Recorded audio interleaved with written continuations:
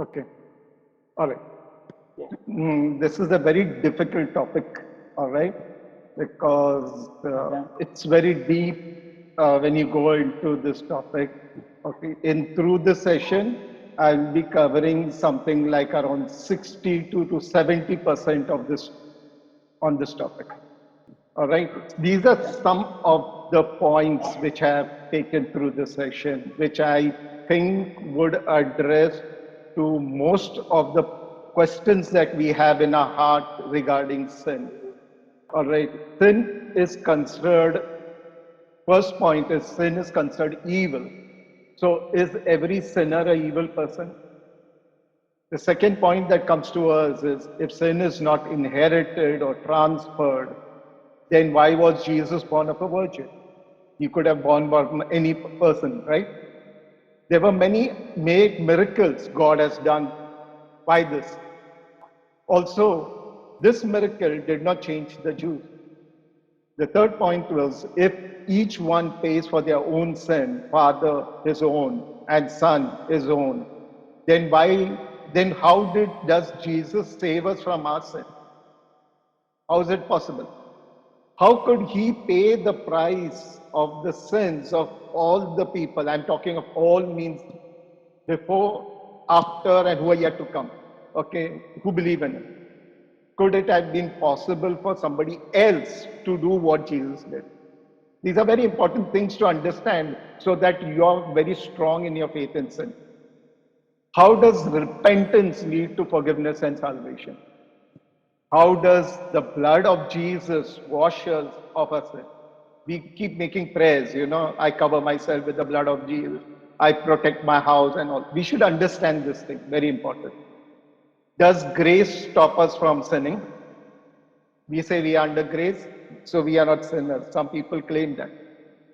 If sin is evil and no one is without sin, we know that everybody sins, even believers, unbelievers sin.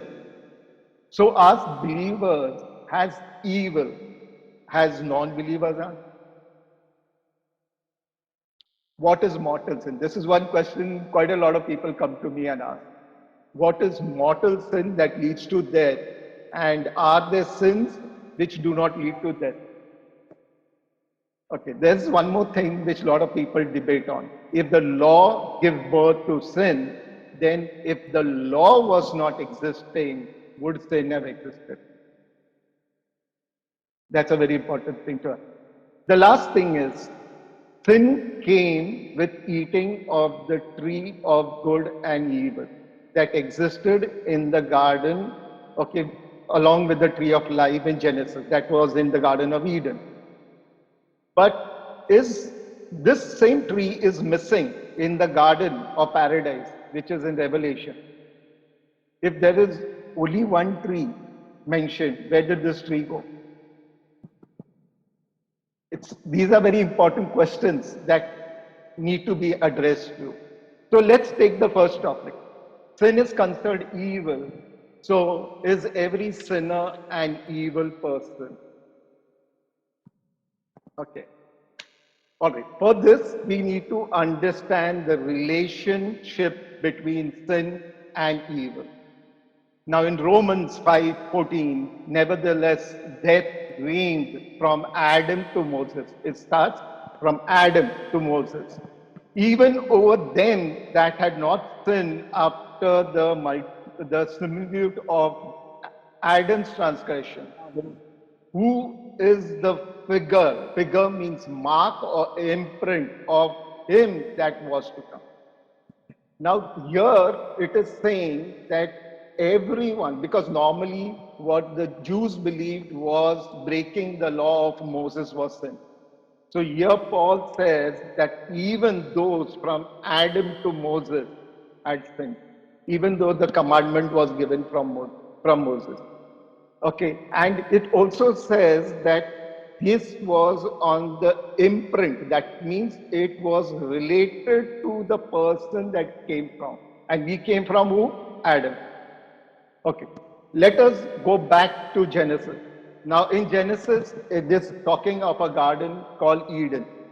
The word Eden means pleasure or luxury.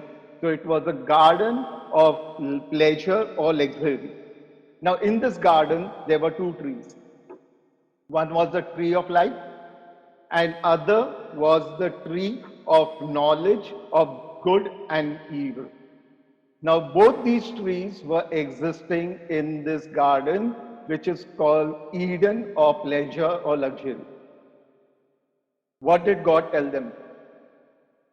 Okay, now before we coming to that, let us understand about something which people don't realize. There were two gardens in Genesis. Were there or not? All right, clear. Let us read.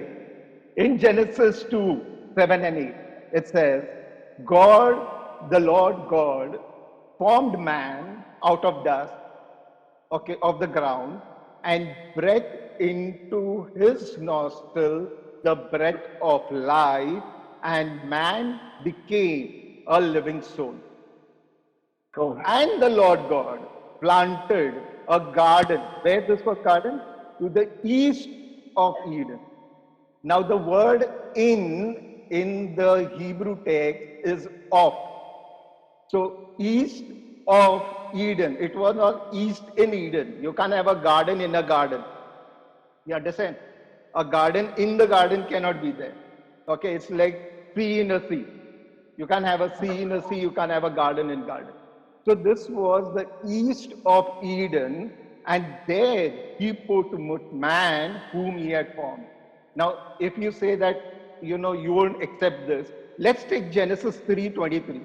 Okay, here also be the same reference is given. Therefore, the Lord God sent him. This is after man, Adam had sinned. Okay, the Lord God sent him forth from the Garden of Eden to till the ground where he was taken. Taken means where he was formed. Understand? So he was made in a garden which was not to the east of Eden, and he could access the Garden of Eden. Now, what you will say, why east and west? Even if you see when God removed Adam out of the Garden of Eden, threw him out, he put the sword of fire and also put cherubs where? To the east. Why east? He could not have gone from the other direction. No. See, understand this thing. In our world, we have what? North, south, east, west. In spirit world, there is only two directions. East, west. You understand what I'm saying? East is far away from God, which is the left, and the west is towards God or to the right, which is towards God. Now, towards God doesn't mean that God is sitting on that side. No. It means, see, God is everywhere.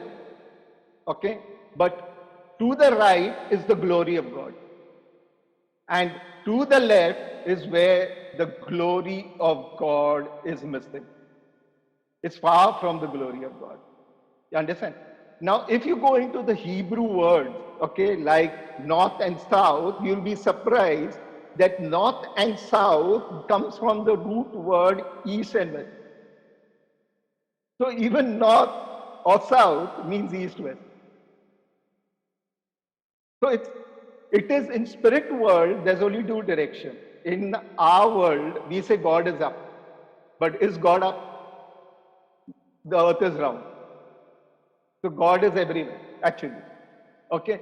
So this garden was not in the heavens, this which where Adam was created, and he had access to the Garden of Eden, which was in the heaven. How? We have to understand this. Okay, let's go back. Here we are coming back to the relation between sin and evil. In Genesis, okay, we see that God saw everything good and what he had made, and behold, it was good, he said. Evening, this was on the sixth day. So, was there anything evil? No. Right? Which God made on that. He didn't make anything evil.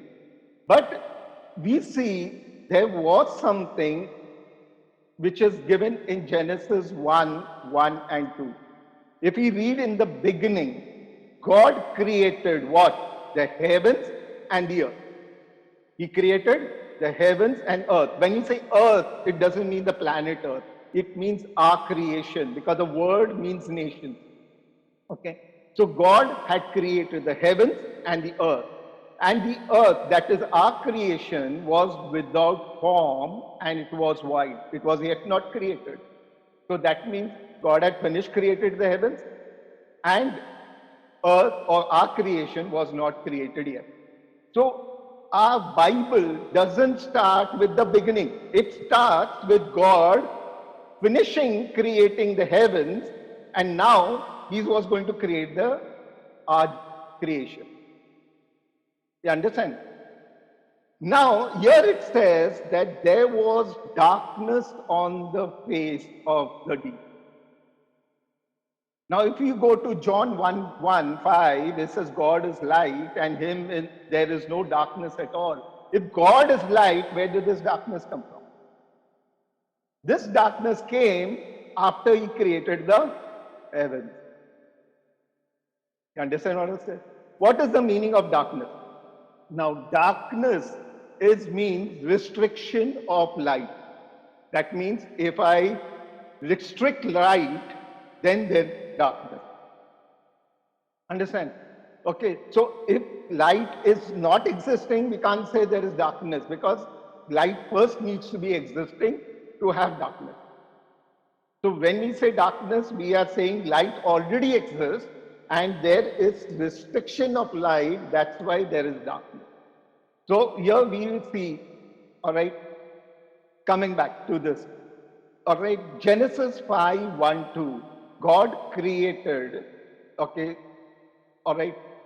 Before we go to that, so there was darkness where when the angels, okay, had revolted against God, and that we see even in Revelation, when Satan took 1/3 of the angels down. Now let us understand how sin got infected into man. All right. Here it says in the book of uh, what is the book of the generations of Adam.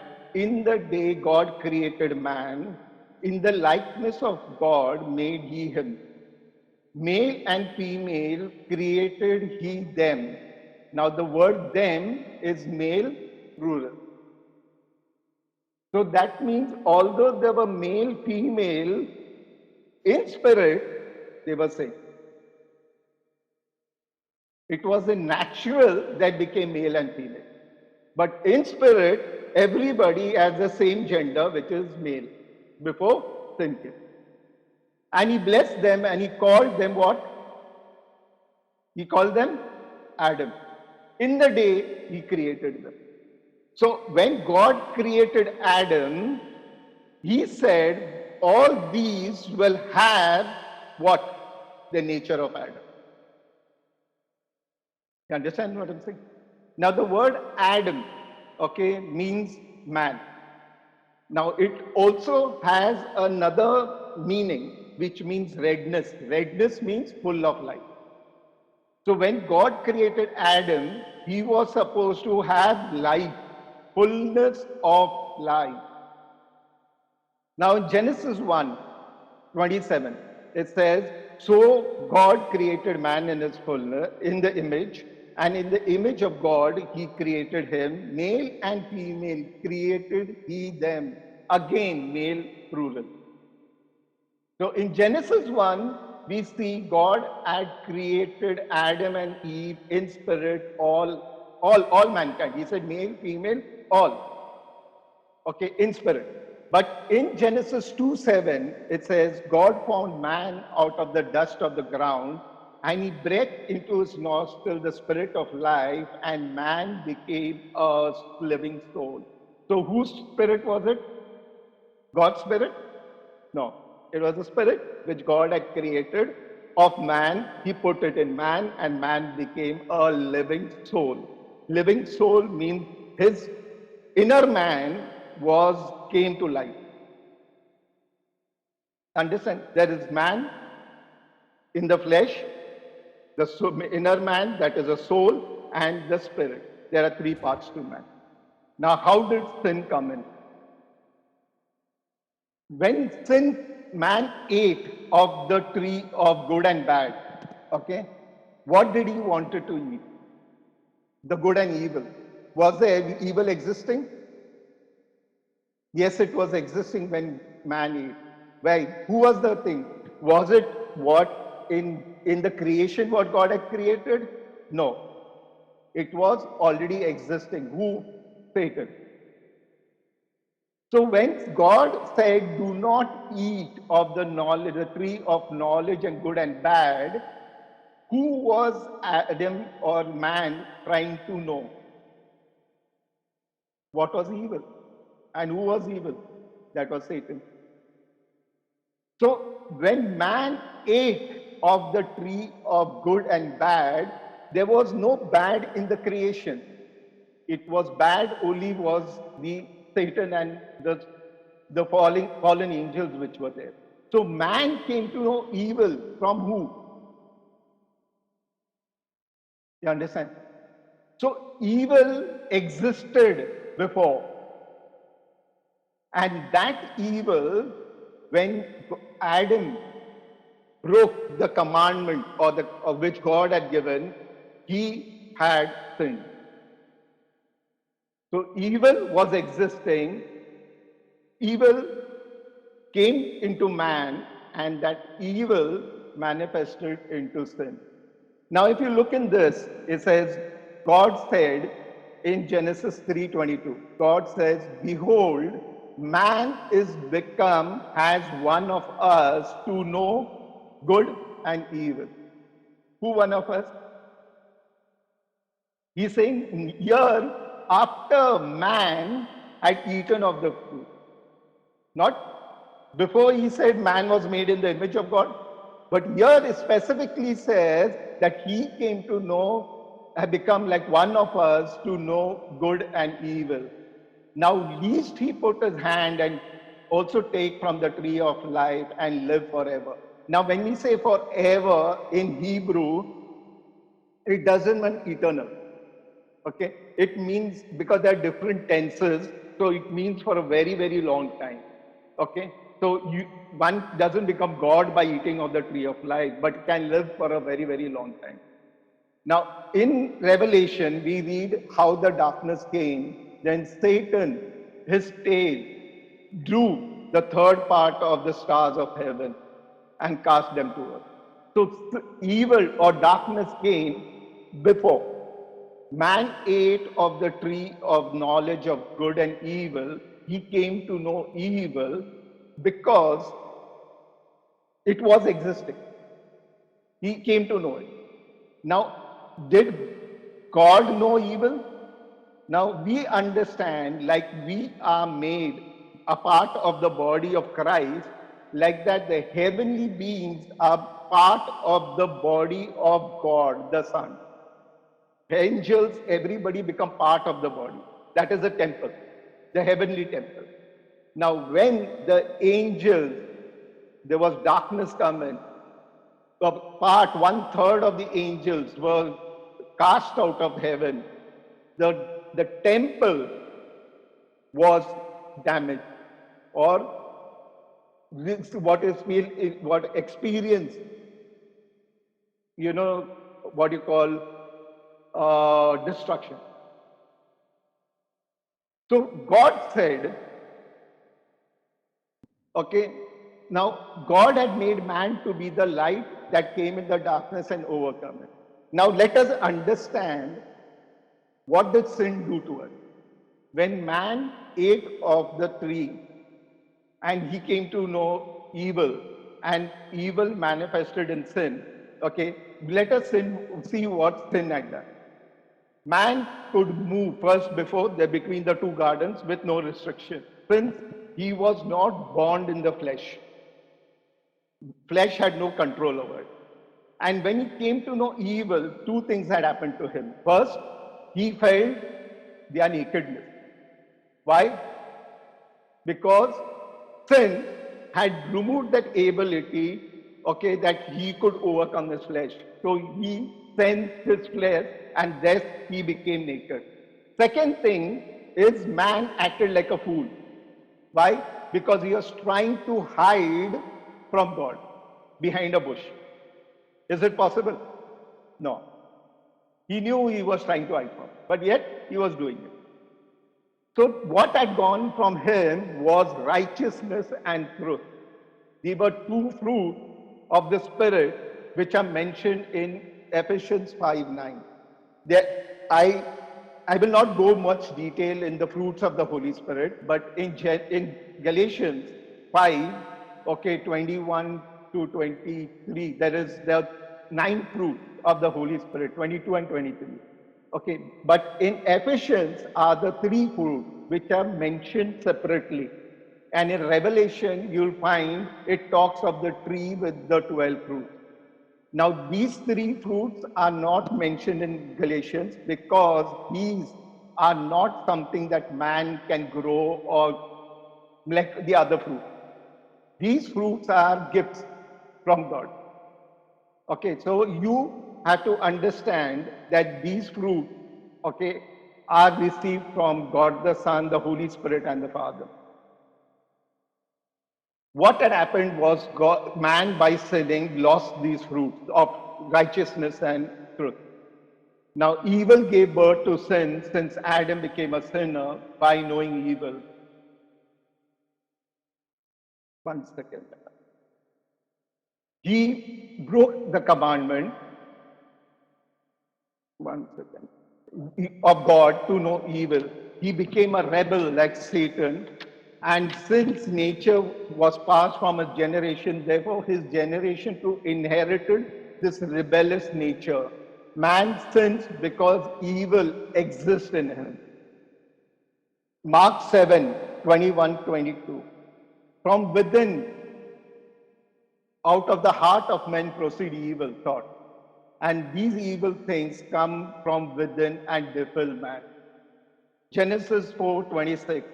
He says, he called his name Enos. Okay, here, see, understand this. Adam had sinned, he had a son, Seth. Now, Seth gave birth. Adam was called full of life because he was called Radish, that means full of life.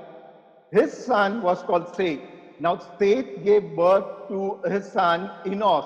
Now, Enos means mortal. Mortal means death.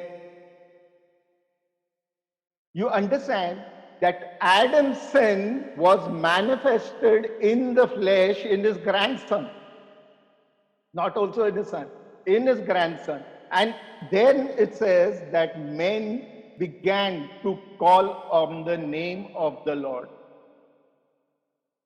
So we understand sin manifests in what? Sickness and death.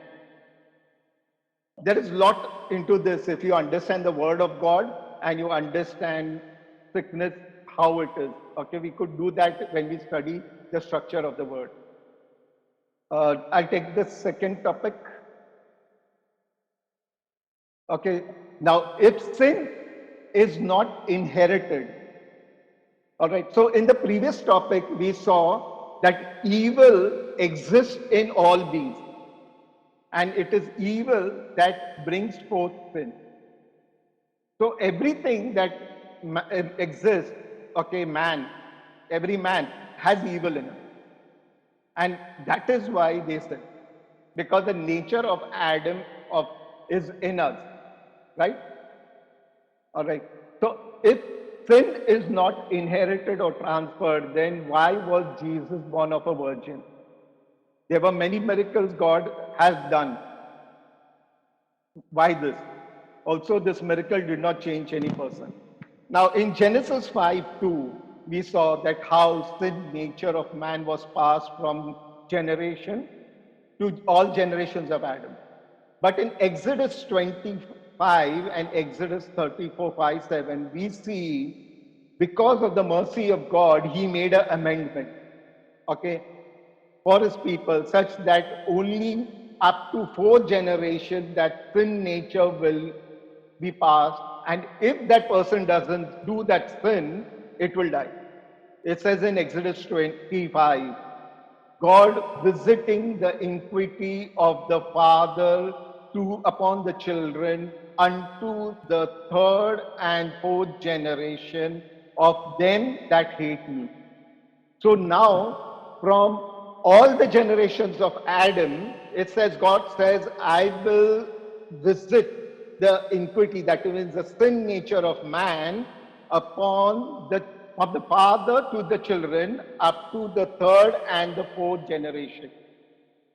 Again, we see in Exodus 34, 5 and 7, he says, this is when Moses said, I want to know God. I want to see you. So God says, okay, you hide in the gap of the rock, and said, I will show myself. And God declared who he was. And this is what he said. He descended on the cloud and stood there with him and proclaimed the name of the Lord. And the Lord passed before him and the proclaimed, the Lord thy God, merciful and gracious, long suffering and abundant in goodness and truth, keeping mercy for thousands, forgiving the iniquity of the transgressions and sin, and that will by no means clear the guilty, visiting the iniquity of the fathers upon the children and upon the children's children unto the third and to the fourth generation. Now you will wonder that, okay, God just reduced it. What did it change? This change brought a big hope to man. But even though we know no man can survive without sinning, but here God says that I will only visit the sin from the father to the children, not the mother to the children. You understand? So here we got a hope that there could be a man born of a woman, yet not having the sin nature of man. And that's why you find in Isaiah 7:14, God himself had shall give you a sign. Behold, a virgin shall conceive and bear a son, and shall call his name Emmanuel. So we got an hope of having a savior, means a man who was not having the corrupt nature of man, but he was born of man. And in Matthew 1:18, we find now the birth of Jesus Christ was this wise, that his mother Mary, who was, this is engaged, not married. So when Mary gave birth to Jesus, she was not married to Joseph, because marriage was in Jewish thing, as happens when the husband and wife have relation. And it says here, before they came to know each other. So they had no relation. But later they had relation. Okay, because in Matthew 1:24 it says that. But she was found with the child of the Holy Spirit. So God had allowed a woman to conceive and have a child without having the nature of the father inherited by the child. Right? Okay, okay. Now there is some very, what you call, sensitive point which I will take up on this topic. All right? Which most Christians do not dare to ask. All right? Now, was the egg of Mary fertilized to give birth to Jesus? Now, if that is the case, then it becomes to something similar to what Muslims say has a spiritual rape. You understand what I'm saying? You understand what I'm saying? This is what Muslims will question. How did Mary's egg was fertilized, okay, that Jesus was born? Now, if you look, Okay, in John 2:4, Jesus said to her, "Woman, what have I to do with thee?" This was when Jesus got angry with Mary because she was insisting on him to do a miracle which he was not wanting to do. Okay, now why he didn't want to change the water to wine? Because by doing that miracle, people started praising him, and he didn't want his own name to be praised. You understand? Yeah. He wanted always for God's Father's name to be praised. But this one miracle, we see that his name was glorified. And this miracle is still today misused by people. It's not a mistake. Out of compulsion, Jesus did this miracle, but he actually expressed his what you call not his happiness to do this miracle. Okay, because if you go understand whose wedding it was, how he landed there, there's a lot of things inside it which will surprise you. Okay, all right. So why Mary was actually compelling him to do this miracle, there was a reason. So we find also in Hebrews 7, okay, there is this scripture which people, okay, there is a scripture which in Hebrew, it says, without father, without mother, without descendant, that means no generation, having neither a beginning of days nor an end, but made like unto the Son of God. Who is this? Now, most people think that it was Melchizedek. Was Melchizedek born in the beginning? Was he the Alpha and the Omega? No, it was Christ. But interestingly, it also says without father, without mother. So that means Jesus had a mother and also didn't have a mother. Why? Because the birth is what we know in today in science, which is called a surrogate birth. You know what is a surrogate birth? Where the egg is not of the person, but put into the womb of the person, and the person gives birth, a fertilized egg. That means the child is already created. You understand? And was put in the womb. And that womb brought forth the child. So is that woman the mother? Yes. And according to Hebrew law, that child has all the rights and all whatever inheritance right that a normal child also has.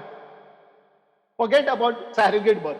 Even an adopted child also has the same right. You understand? When God says we are adopted, that means we have the same right which a normal child would have. And here Jesus was by law the child of Mary. But in spirit, he said, what have I to do with thee? You understand?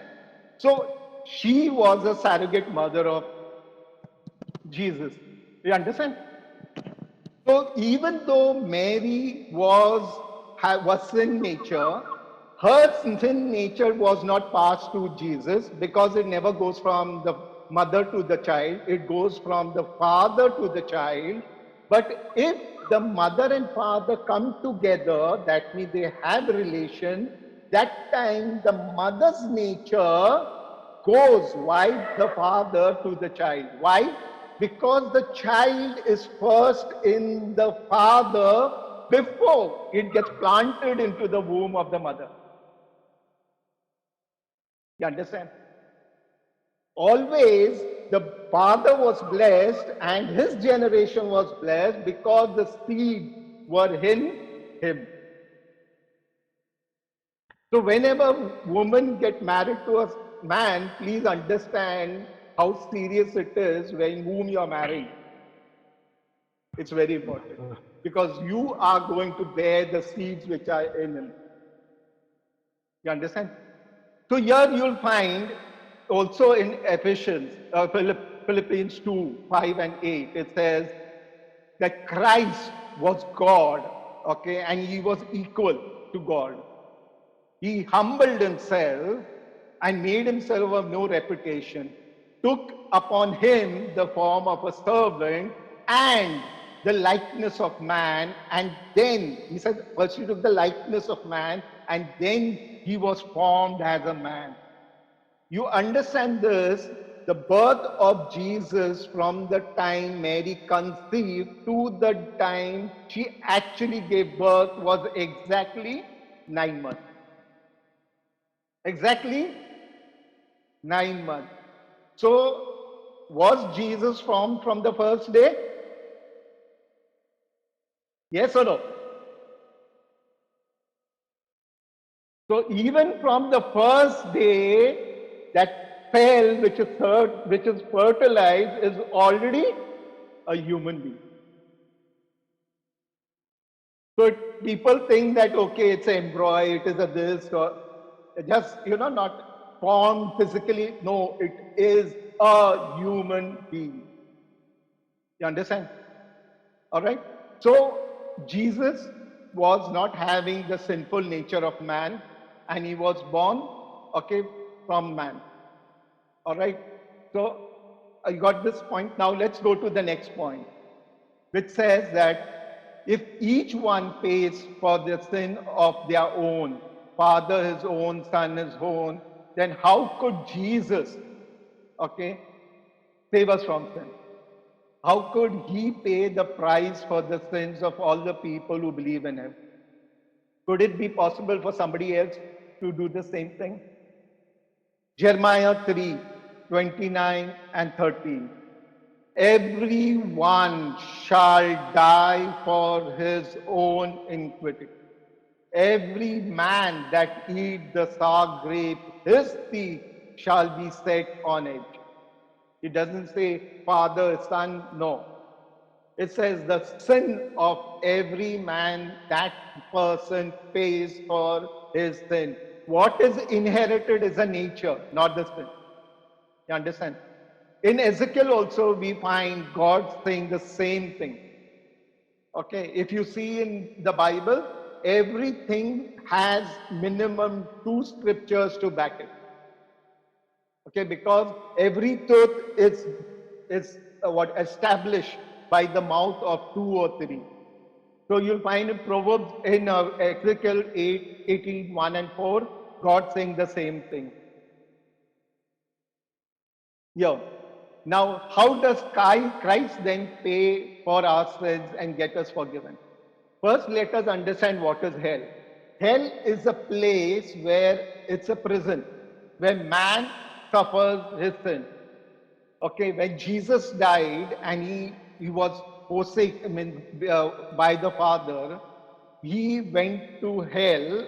Okay, and it says that he preached there, and the souls which were there from the time of Noah, when he came out of hell, they too also came out. Okay, that is why during his death, you'll find some of the souls, some of the people came out and people witnessed them.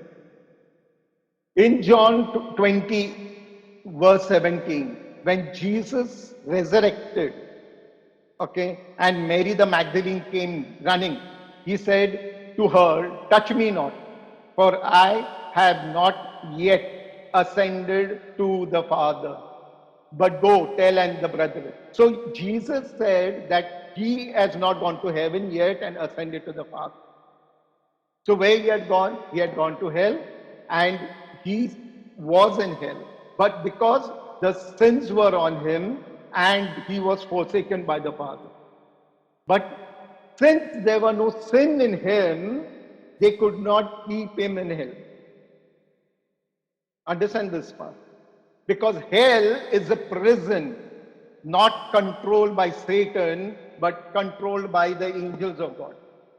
Satan himself is bound in hell. So Satan has no control of any place. He has only control over the hearts of people who are hardened from God. So Jesus over here, okay, there is another question people will ask.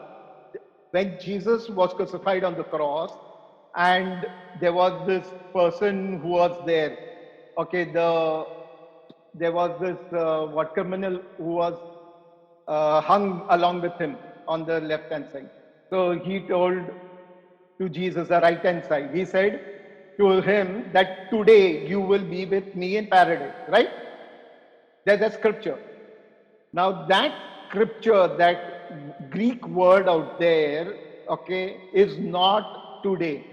It has three meanings to it. This day, that day, which day. It said this day, that day, which day. Now, how do we know which meaning? If you understand the conversation between that criminal and Jesus, the criminal was telling him, Lord, remember me when you come in glory, in your kingdom. So Jesus tells him, that day you will be with me in paradise. Understand? So Jesus had not gone to hell or heaven or paradise, but he had gone to hell. And on the third day, when Mary Magdalene met him, he said, told to her, I am yet not ascended, don't touch me. Because there were some things still pending that Jesus had to do. Okay? All right. So here in Luke, it says, in hell about Abraham, the parable of Lazarus and the rich man. There you find that rich man in that parable says, Father Abraham, have mercy on me. Send Lazarus that he may dip the tip of the finger in water and cool my tongue. Why? Because the fire was where? Outside? No, it was inside. So, what is the fire of hell? It is the sins of the person that inside that person. So, whoever goes to hell carries the fire in with him. And he suffers that till the time his spirit exists in hell. And it says eternal, but it is not right eternal. The tense means for a very, very, very long time. Okay? So a person suffers and it is almost like in thousands of years. All right? So hell is a place where a sinner suffers his sin. Now, when if Jesus, by his death and resurrection, by our faith in him, we do not go to hell, what happens? We are forgiven of our sin. You understand? It is because that curse of hell is broken in our life, that's how we are forgiven of our sins. Understand? Because our sins are when we are receive the punishment when we go to hell. Clear? So we don't go to hell. So we don't receive the punishment for sin. Now it says in John 3:18, he that believe on him is not condemned. He that believe not is condemned already because he believed not. So whoever doesn't believe in the Lord Jesus Christ automatically goes to hell and he suffers this sin. Jesus broke the curse of hell by his death and resurrection in the life of all those that therefore they are forgiven of their sin. Now, if you see the prayer, the Our Father, there are two words, forgive and give us today our daily bread and forgive us our trespasses. Now, these two verbs have a tense, okay, which is different from what we use in English. In English, we have past, present, future, three tense. But in Greek, we have seven tense. Okay, the tense which is used over here is a tense called aorist. Aorist means past, present, and future together.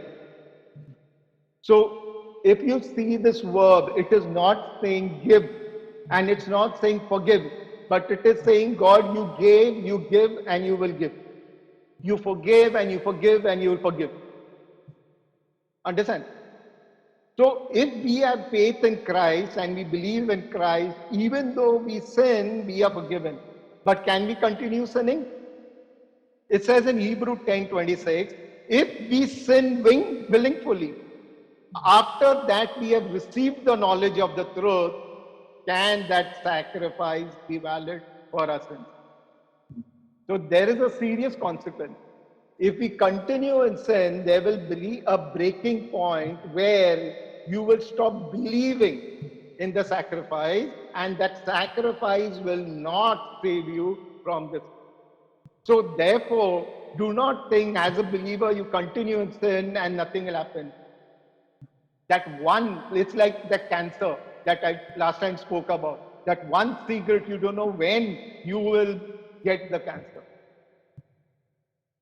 On judgment day, who are judged?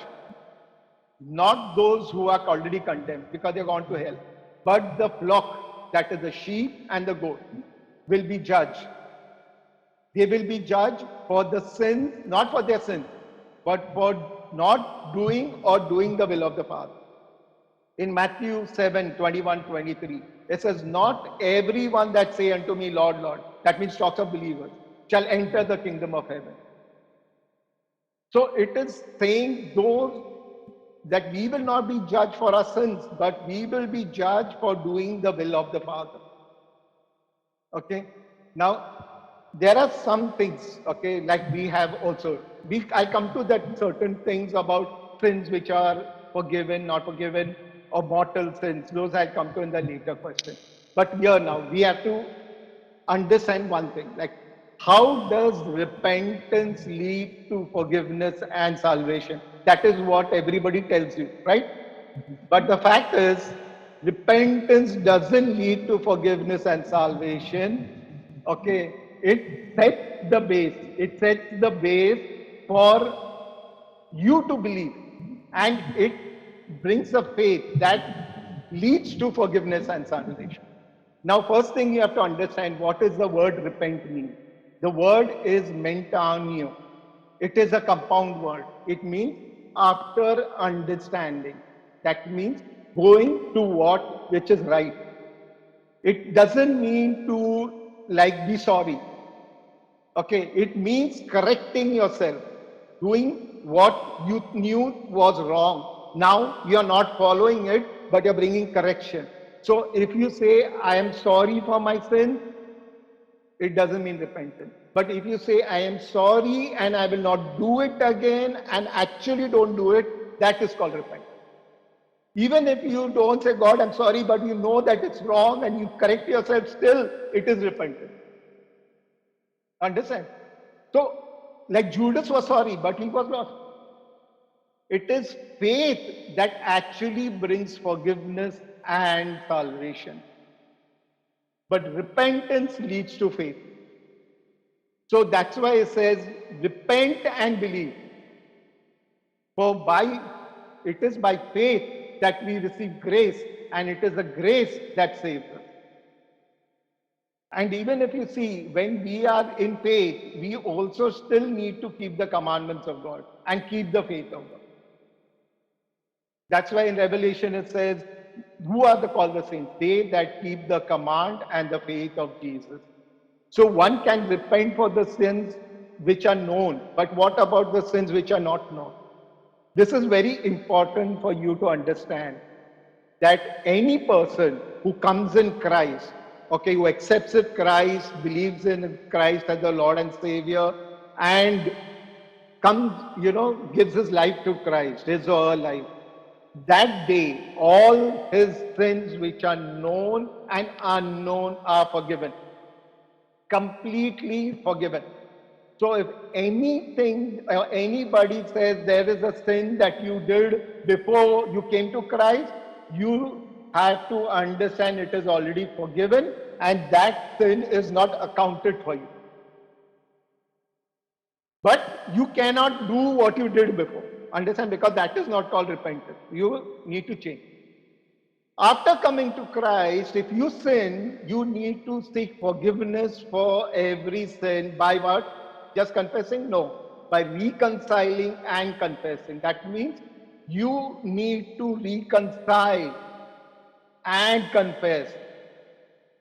So if I sin and I keep saying, God forgive me, you're making a mockery. If I go and hurt a brother, I say, God forgive me every time? No. I have to go and have to say sorry to that brother. Then it is forgiven. And other things, the sins which are not known, that means I have done something which I don't know if it's right. It was not, it was a sin. It is through the breaking of bread, okay, and the wine. That what is there, the Last Supper, the bread and wine. It is when we share of the table of the Lord, we are forgiven for the sin which we have done unknowingly. That's why Paul says, do not receive the bread and wine when you are already in knowledge of the sins you have already committed. So first go and get them forgiven, then go and receive of the bread and wine. Because you are making a mockery of the asking for forgiveness for things which you have not known when you are already aware of things you have known. Right? Now, there's another part of it, okay, about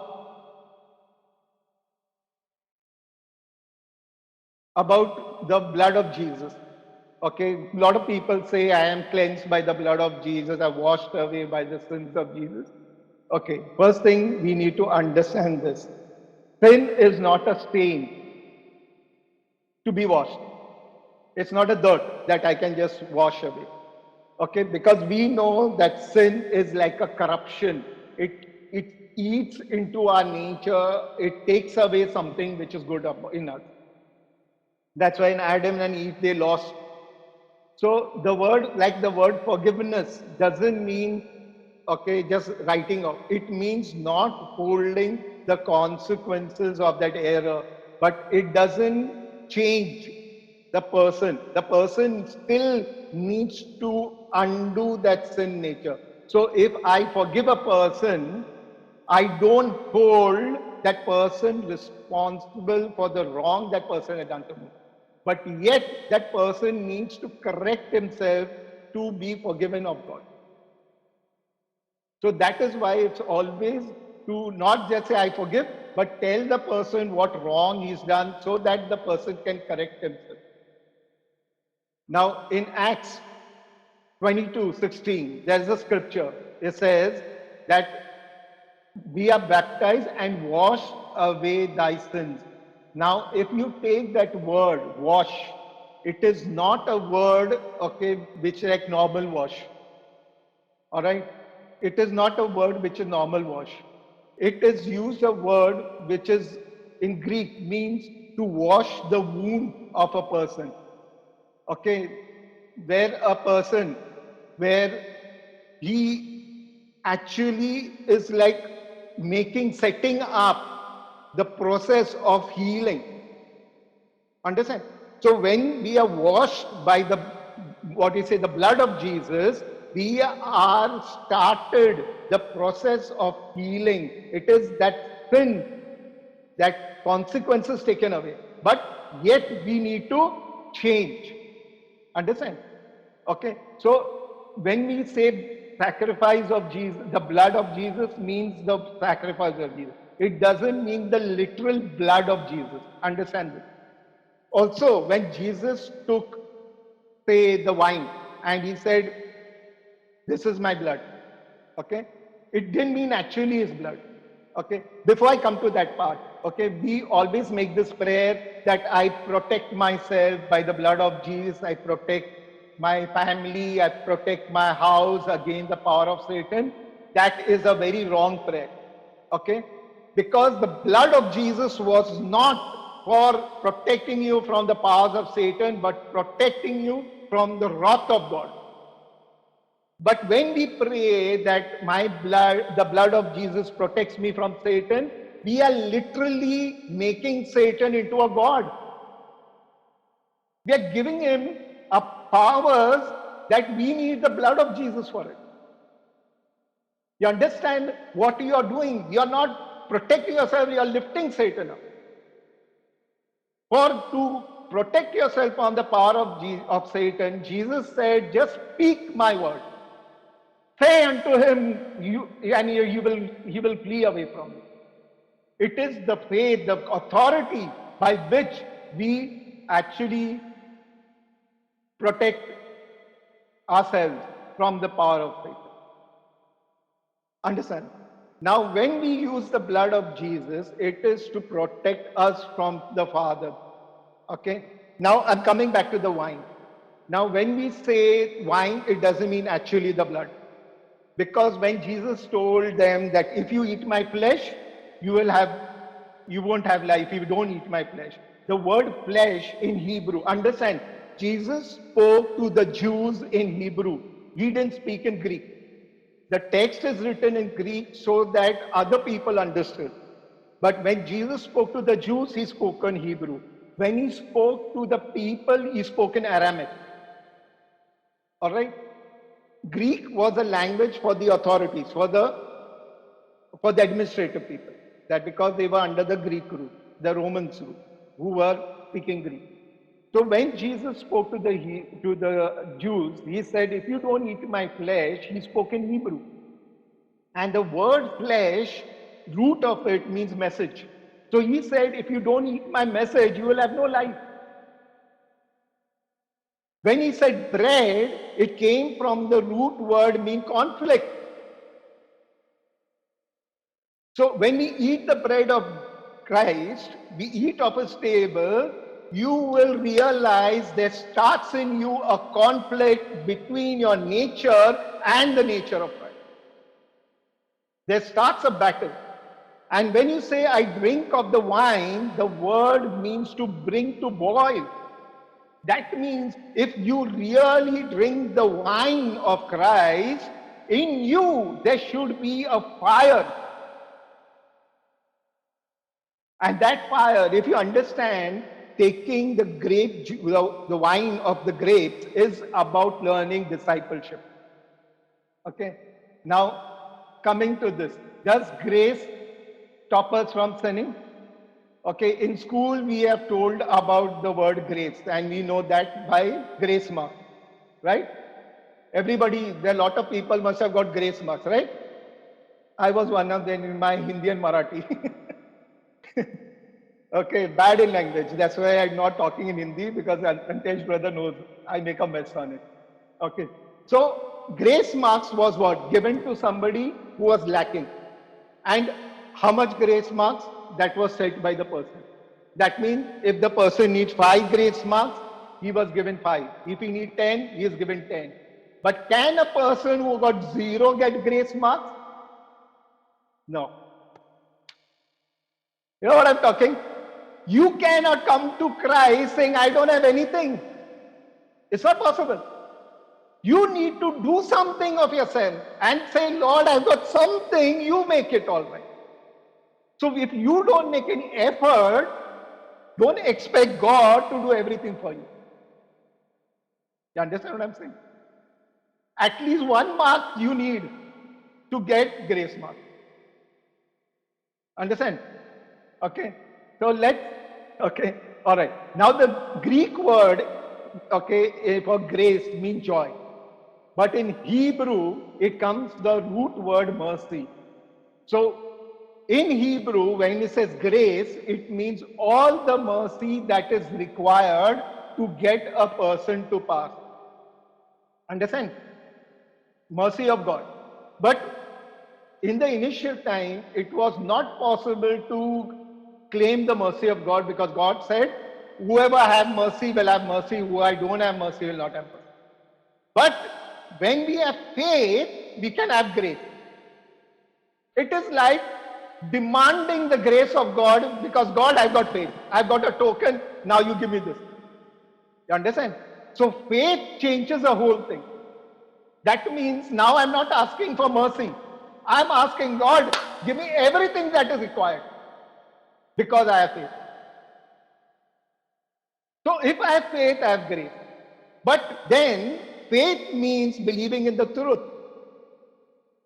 Now, when we truth, it doesn't mean we know the truth of everything. So we know the truth that God is a savior, Christ is a savior. We are saved because he came in our life. So we receive the grace for salvation. So by default, we receive what? Grace of salvation. But if I want to have the grace in certain area of my life, if I have an addiction, I need to know the truth, how God has saved me from that addiction to receive the grace in that addiction. So I have to search for the scriptures. I have to search for that truth.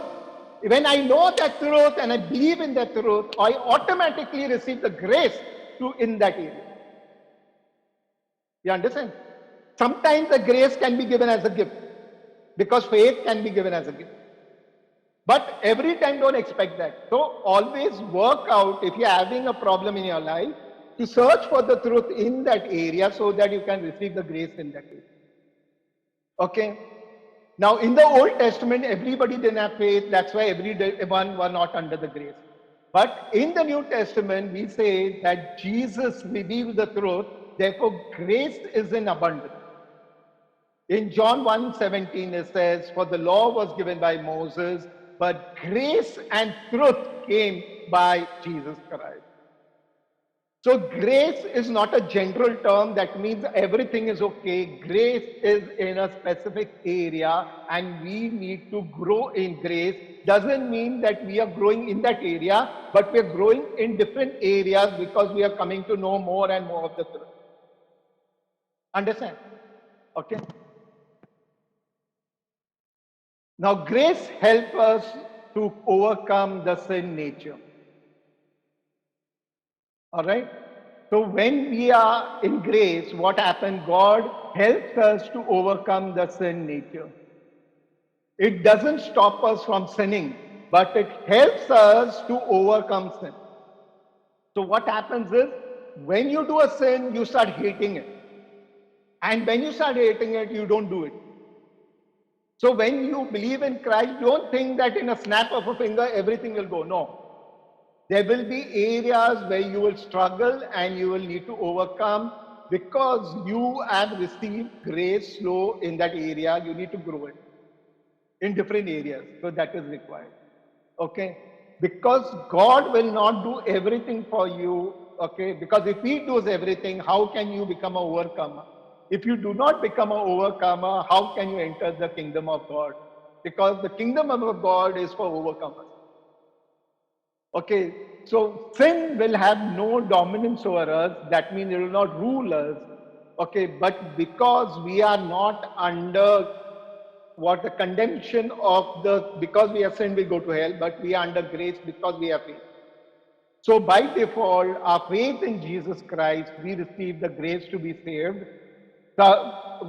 Means we don't suffer for our sins in hell, but condition is that we need to keep the faith. Clear?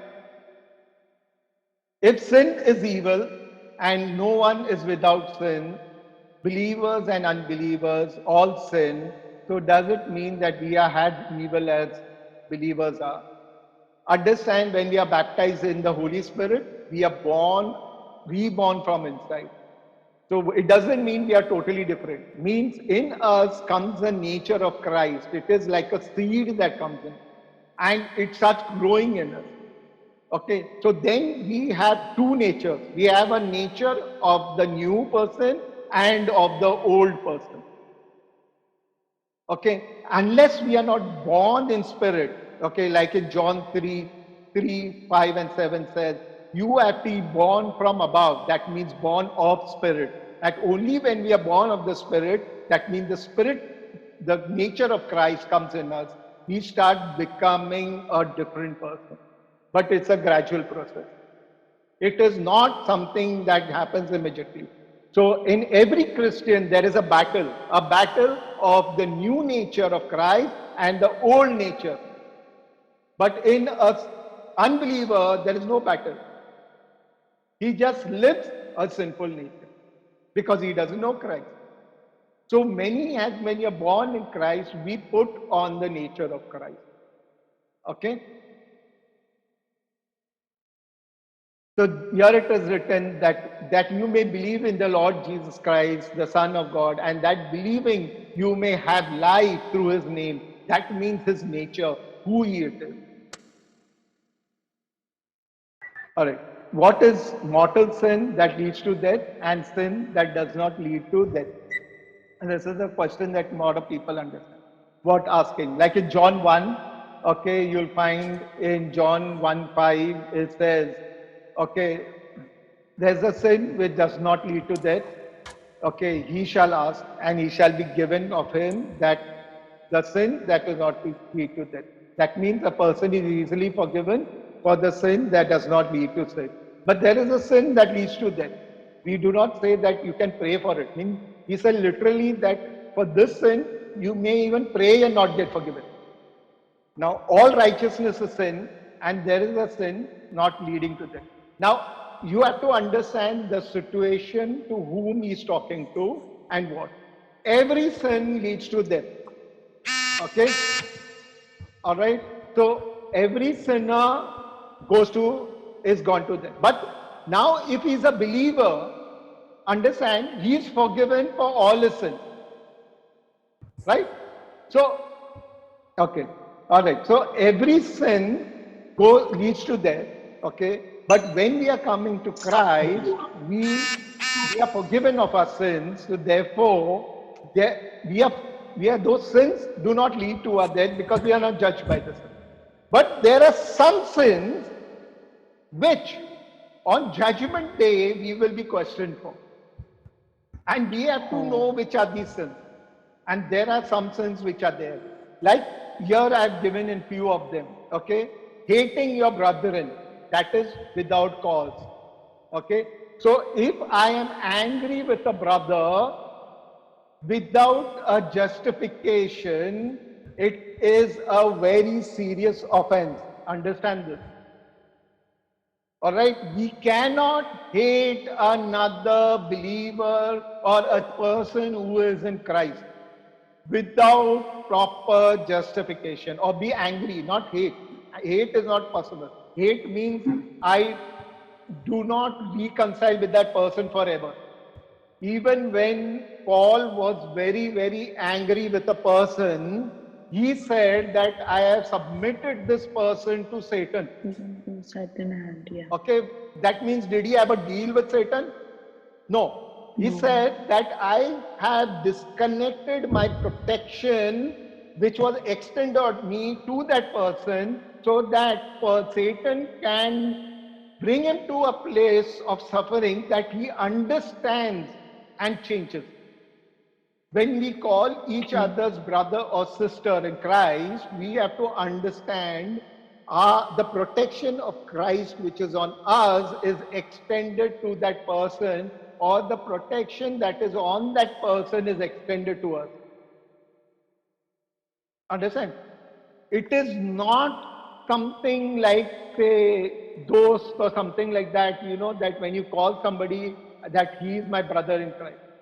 It is a very important to understand that you are under that same umbrella of protection what that person is, or your umbrella of protection is extended to that person.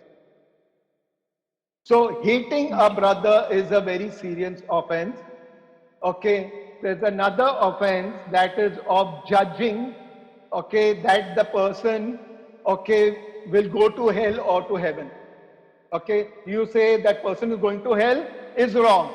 Even saying a person will go to heaven is also a serious offense.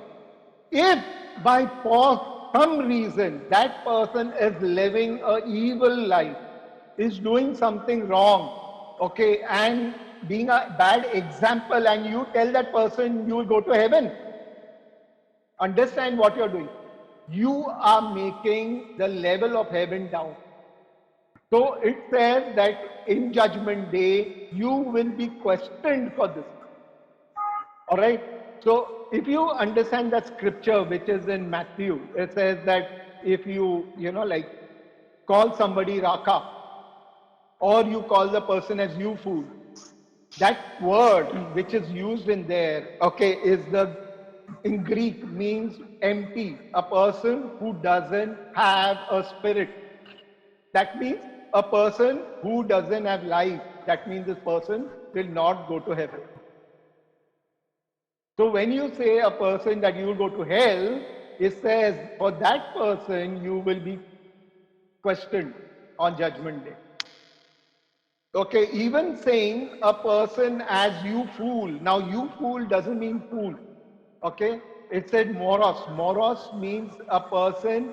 Okay, I'll come to that. I think is my another slide. Okay, here. All right, here it says the Greek word is apron, which means empty, without spirit. Okay, in Matthew 5:22. And moros means a person having something different spirit. Something different. Now, if you are a believer saying that person has a different spirit means a person has an evil spirit. So if you say somebody has an evil spirit and the person doesn't have an evil spirit, then you are in danger. We make this mistake very often. You have to be very careful. Okay. So when you are only known by God, by if the Holy Spirit reveals you, then only you should say that this person has an evil spirit. Or normally it is better to say a person is tormented by an evil spirit. That means the spirit is troubling, not that the person has the spirit. Understand? Okay. So you have to be very careful when you use this word because for these things, and if we are wrong, we will be questioned on judgment day. Okay. Okay, if you see the word, okay, which is used like you fool, moros, I have given certain scriptures which use those things. Now there are certain scriptures where you have to understand, like in Corinthians, okay, 5, no, let me take Matthew 25, 1 to 13. It is about the parable of the 5 wise and the 5 foolish virgins. Here, the word is foolish, means the all 10 of them wanted to come to Christ, but they didn't have the nature, the spirit of Christ in them. Understand? So that is why these people did something which was not according to Christ. And these were the people who didn't get to go to heaven. Because the word that is used is moros. That means having a different spirit.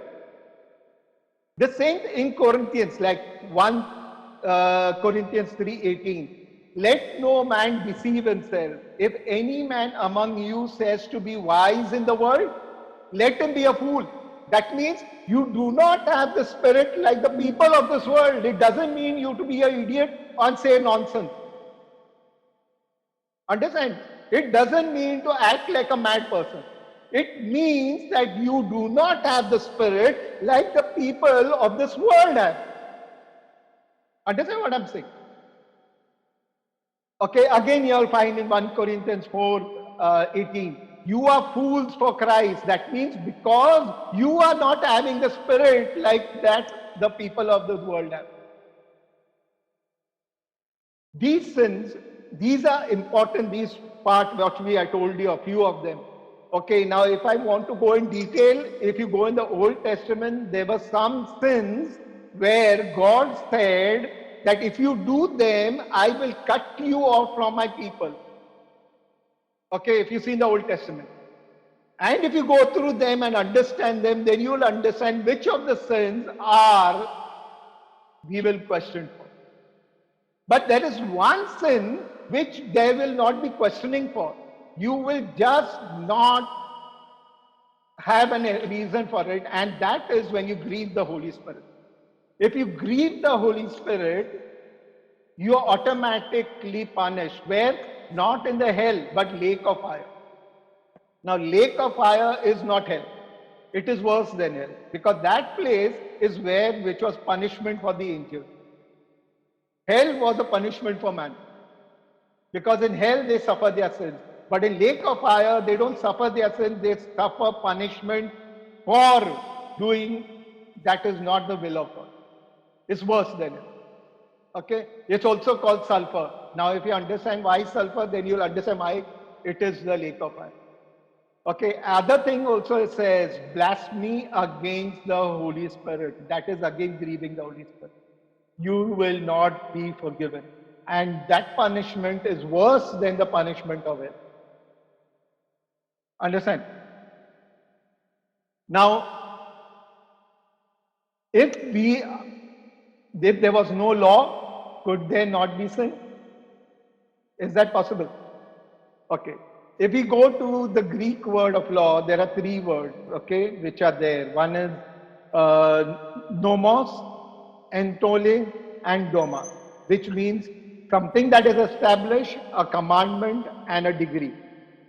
So you have to understand when they use this word in scriptures, what does it refer to? So when it says law, it could mean the law of Moses or the law of God. Okay, law of Moses means they didn't understand that it was from God in spirit, but they did it in the flesh. So it became like a tradition, and that's why it became a law of man. So if you do a law of God, if that says anything that is done without faith, Paul says it's sin. So if you do a commandment of God, you have to understand what you're doing. Then it becomes a commandment of God. But if you do it just because it is somebody told you, then you may actually be doing a law of man, not the law of God. That's why it is important to understand why, what, before you do. Okay? God had laid a commandment of God that you hold the traditions. He says, you lay aside the commandment of God, you hold the tradition of man. So they were doing something like washing a pot, cup, or washing of hands, all those things, without understanding what was it, and they were doing what the law of Moses, the law of man. Okay. So it is important to understand that what law we bring. And commandment doesn't bring sin. Sin was a manifestation of the evil within us. So if the commandment was not come, we would have not known the evil that was there within us. Okay? All right. In Colossians says, beware lest any man spoil you with this philosophy and the things of man and not that of Christ. Okay. There it says that is not in the flesh, but the law of in the flesh is the knowledge of sin. So the law or commandment, the law is simply the manifestation of the evil that was already there within us. Man had already known evil. So because he had known evil, that he realized that he had sinned. Okay. So what God did is it allowed, when God had made man, he told man to be the light in the darkness.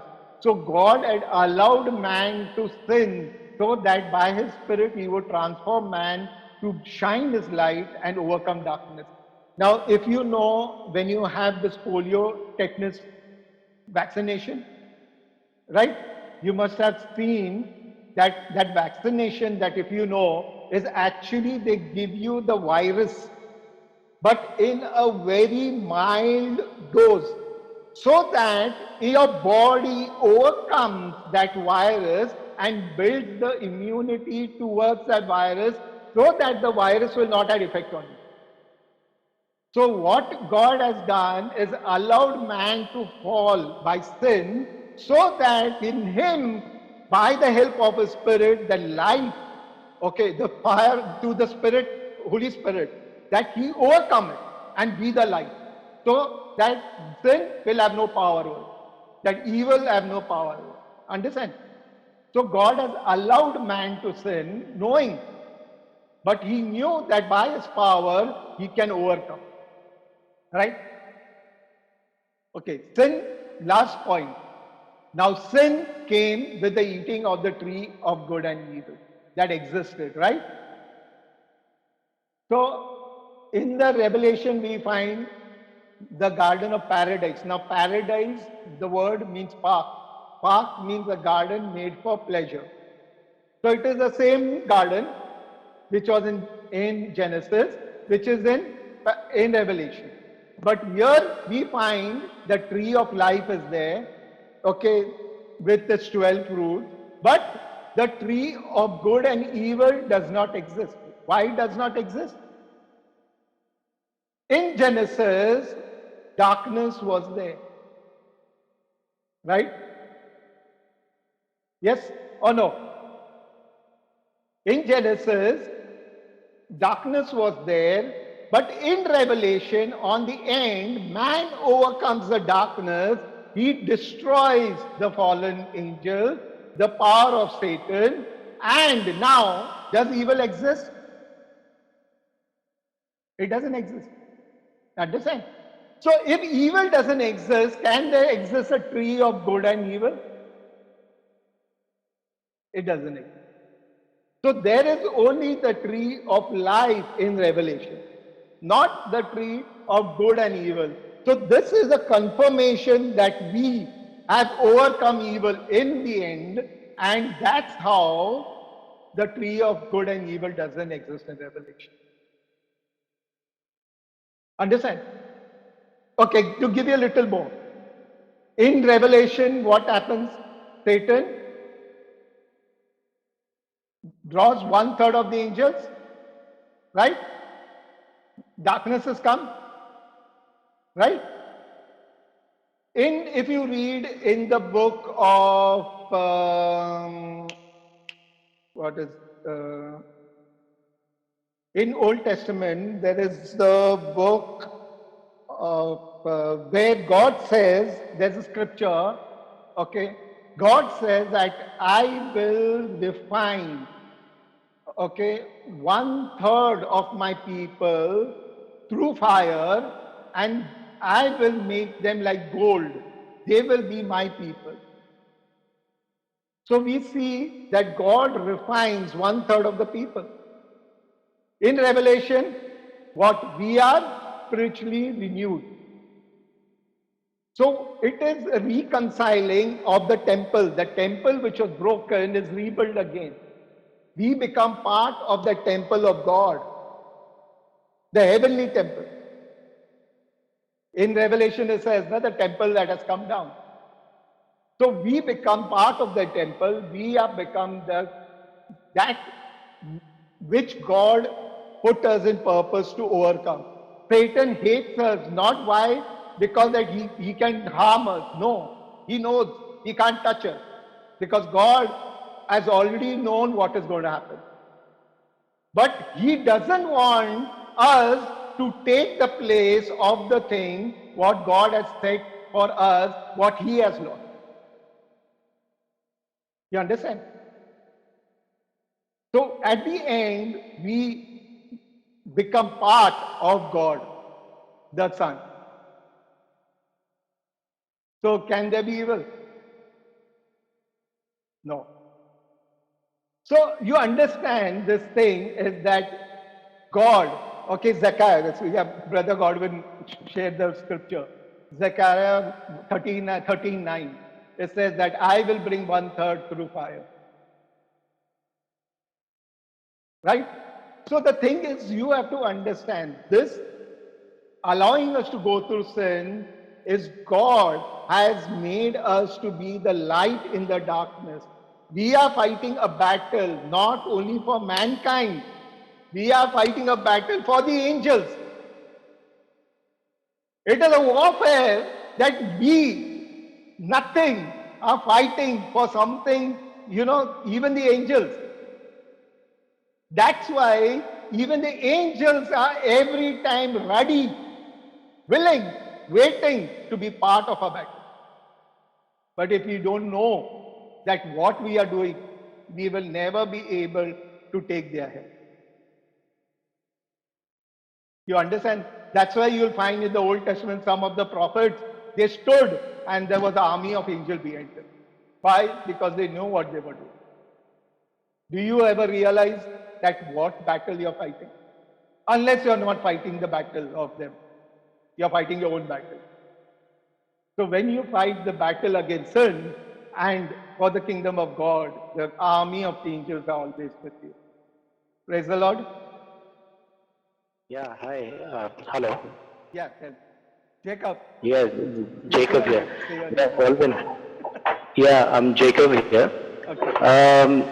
I want to ask about the sin against Holy Spirit. What is it actually? All right. Grieving the Holy Spirit. Okay. Yeah, Now, grieving the Holy Spirit. okay. See, all right. Just I'll give you a small thing. They're the 10 commandments. Okay. Yes, Now, there were 10 commandments. It starts with 1, 2, 3, 4, 5. Which is the worst? All of them are. which is the word. Worst, Yeah, worst. actually. All of them are. That means if I lie or kill, it's the same thing because I have done is Yeah, broken the law of God and I've sinned. Understand? that's right. So in the starting, it means God had given man just 10 commandments. Okay? All Mm. right? But when we come to know Christ or we come and we are baptized in the Holy Spirit, it says that I will write my law in your heart. Right? Mm. So now what Yes, that's right. happens? The Holy Spirit starts talking to us. That's why Okay. sometimes we feel, okay, we are doing something, it's wrong. Hmm. But if I keep continuing in it, what I am doing? I am sinning. Because Okay. Yeah, now it that's is right. the Holy Spirit telling us directly that this is wrong, do not do it. Yes, Understand? that's But right. if I keep continuing it, this says there is no sin, no sacrifice for it. That means what we have done? We have overcome the Holy Spirit. And in Okay. that scripture, you understand it says, we go to heaven because we are sealed with the Holy Spirit. Now, if the Holy Spirit seal is not with us, can we go to heaven? Cannot go to heaven. So, grieving the Holy Spirit Yes, that's doesn't right. mean that one commandment, no. It is gradually, like you keeping a person shut, like, don't speak, you don't speak. We do that. Mm-hmm. Yes. So slowly Yeah, by right. slowly, we are shutting the Holy Spirit from talking to us. Okay. There might be a day that we will not hear him. It's very serious sometimes, Yeah, that's right. That's right. we harden our heart and we become hard. Yes, tell me. Okay. Hi, Okay. brother Yeah. Rolin. Thank Prince here. Yeah, tell me. Hi, brother Rolin. Yeah. Could you just What's your tell me the name? difference between the Prince? Okay, yeah, tell me. Yeah. I just want to know the difference between the indwelling of the Holy Spirit and the Holy Spirit when it come upon us. That why the Bible always says that the Holy Spirit came upon Saul, came upon David, came upon disciples at the day of the Pentecost. If there Okay, is an indwelling of the Holy Spirit. okay, okay, when he says the word spirit, okay, now this is a very hard revelation, all right, which really shook me for almost 2 to 3 months, literally. When we say spirit, the term spirit means life. Spirit means Okay. life. Yes. Life that is not like a natural life, that is actual life. From the spirit, we get natural life. If our spirit leaves our body doesn't have life. Understand? Mm-hmm. When the breath Yes. leaves out. But when we say the Holy Spirit means it is the life of God within us. You understand what I'm saying? Yes. If Yes. I have said so that I have the Holy Spirit, but I am not living a life like God life, can I say that I have the Spirit of God? Understand? Mhm. So if I am living a life unlike God, it is not necessary that I have to be perfect because it is, see what happens when a person is baptized in the Holy Spirit. The first thing that you see is a change in that person. Yeah, His that's right. character changes, right? It's not that Yes. the person is Yes. perfect. So that is when the life of God is within that person. But when we say in the Old Testament the Spirit of God was in a person, it means that God Himself was leading that person to do something. Okay, like how an angel led to do something. Okay, so these people were led by the Spirit of God and the Lord Himself to do a mission, right? Like if you see in Exodus, when the Israelites were leaving, there was a pillar of fire and a pillar of cloud. And in New Testament, it is saying that it was like the Holy Spirit was leading through them. Understand? Yes. So Old Testament Holy Spirit was not in man because it was only through Jesus that the sacrifice was paid so that man can receive the Spirit of God. In the Old Testament, very few people received the Holy Spirit. Okay. Okay, as a gift. But in the New Testament, everyone who believed received the Holy Spirit. If they are baptized, like they claim through the sacrifice of Jesus. I understand? Yeah, yes, sir. Yes, Okay? brother. Thank All you. right. So in New Testament means the Spirit of God within us. Hello. Okay. I want to ask a question. Like in Genesis 3:22, it says that the Lord God said, "Now man has become like one of us." Us. Yeah, you referenced it earlier. So, who is reference to us? Who is It's God talking talking of the about? God the Son. Okay. Now God the Son, his body is heavenly body. Okay. Now God the Father, okay, doesn't have angels. All right. If you see Okay. John 1:18, it says, no being,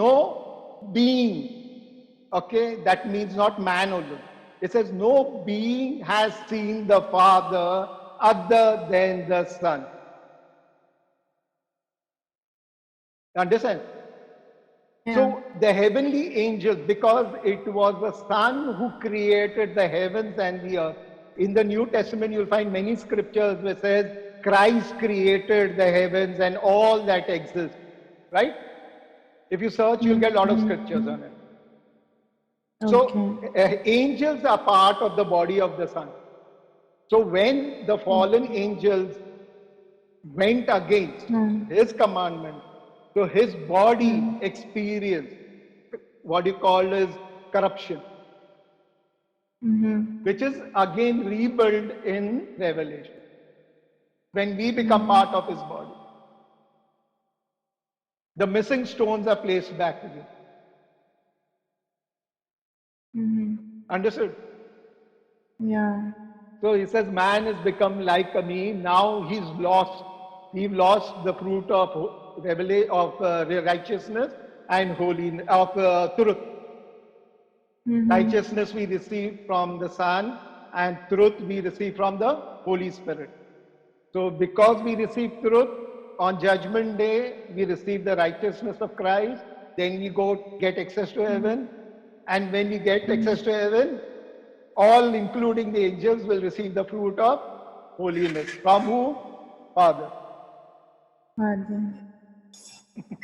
I will take Okay. on fruits of Thank. the Holy Spirit. More detail, you'll understand a lot more. Okay. Yeah. Right. Thank you. Yeah. Brother So Godwin's got when you'll be one coming thing back? out here. Okay. It says about the sin of omission. That is the unknown sin, the sins which are done unknowingly. See, till I not know the commandment, I didn't know it was sin. It is only when I know to know God that I realize that I am a sinner. If I don't know God, I can murder somebody and still think that's okay. I can become Thanos. Thanos, you know what he did, right? He said that I will cleanse by killing half the all the things that is believed. But later we see that he was actually doing it because he thought he was something else. So we can think we are doing right, but we don't know that we are actually doing wrong. But only when we know God, we realize this is a sin. So any sin that is done unknowingly is like something that we do, catch when we are walking. That's why a person can wash our feet, but cannot wash our hands. Christ washed the feet, the sins which are unknown. But to wash the hands, we need to confess, we need to repent. Unless we don't repent, even Jesus Christ can't forgive us. You understand what I'm saying? He cannot wash your hands, you wash your hands. He can wash your feet. You understood? Okay. Any other question? Yes, can I ask something more? Yes, tell me. I have a friend whose grandmother is kind of not in her senses now, and yeah, so she can't understand things nor can she talk, and she's like in the end days of her life according to the doctor. So now I told her that please like tell your granny about Jesus and all those things. So she said, I asked her that tell her to repent or all those things, and just at least confess. So now she says that she can't say anything nor can she understand. So Okay. what about a person like who's in a situation like this and Okay. See, there they're are not in her certain senses? situations, like there is an example of the man who was blind from birth, right? Okay, now there is also a question, okay, which is an important question that people who are born, children who are born in as a child in the womb, if they die, will they go to heaven or not go to heaven? Right? Because there's no repentance, no baptism, so then what happens to them? Now, if you see in the Old Testament, there are a lot of examples where it is given very clearly who goes and when they go. Even a child can go to heaven. Go to heaven means go to sleep. So that on judgment day, they can go to heaven. So there are some children, when they died in the Old Testament, it is written they were gathered with their people. That means they slept. So it is not necessary, okay, but if that person has got the sickness due to some reason, like, where the sin has manifested, then you can pray over that person and the person's problem will get solved and then the person can repent. You understand what I'm saying? Yes. If the person is blind, he gets to see. He sees, he can read the word, he can. If he is deaf, he will hear, and then he will hear the word and he will repent. So concentrate on healing that person, not on her repenting. Throw the toughest question, I'm open to say, because I have decided now to go ahead and talk. Pastor, praise the Lord. Please tell me. Uh, uh, According to you, which is the toughest question? Which is the Toughest question. one which I don't know.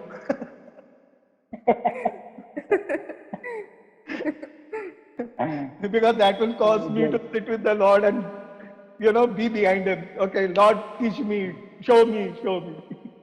Okay.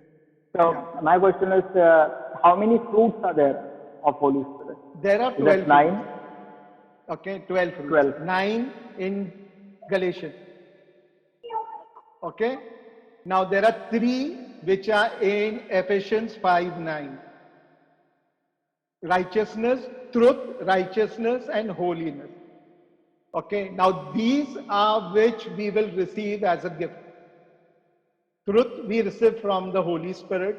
So it is called the revelation of the word. It is not because of our wisdom we know the scripture. Because God reveals to us, we know the scripture. So it is a gift. Understand? I know this not because I was smart, because God revealed to me. It's a gift. It is when we know the whole truth, that we become overcomers. The truth will set you free. So what we know are little more, little more, little more, till the time we know the whole truth. The day we know the whole truth, we will transfigure. Transfigure means come out of the flesh. Change your life. Okay, like Jesus did transfigure, that is what we call rapture. Understand? So that is the time Jesus comes because we transfigure. And who? Two people in the thing. So we receive from truth righteousness, we go to heaven, and in heaven, along with the angels, we receive holiness and we become part of the Father. Clear?